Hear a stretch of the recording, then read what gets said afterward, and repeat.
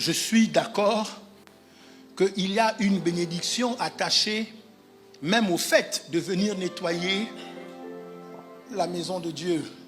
Mais le fait de nettoyer la maison de Dieu ne peut pas se substituer au fait que tu prêches l'évangile. Et l'apôtre Paul parle à Timothée et il dit à Timothée, prêche l'évangile, prêche la parole en toutes circonstances, en toute occasion, qu'elle soit favorable ou non.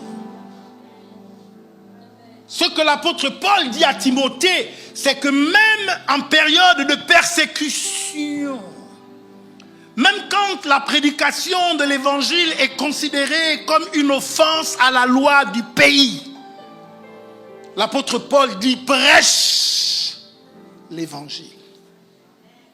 Prêche la parole.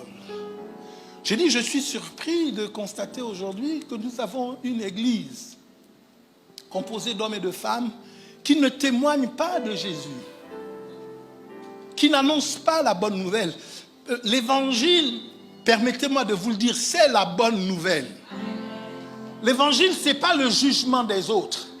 L'évangile, ce n'est pas la récitation comme un perroquet des 10 commandements. Les 10 commandements ne sont pas l'évangile. C'est une boussole que Dieu nous donne pour nous indiquer comment vivre correctement au milieu des hommes. Mais ce n'est pas ça l'évangile. L'évangile, c'est la bonne nouvelle. L'évangile met Christ au centre de son discours et l'évangile appelle les hommes à se repentir, en fait à changer de perspective, à changer de façon de penser, à se réconcilier avec Dieu pour vivre en amitié avec lui et finalement expérimenter la plénitude de la manifestation de son pouvoir.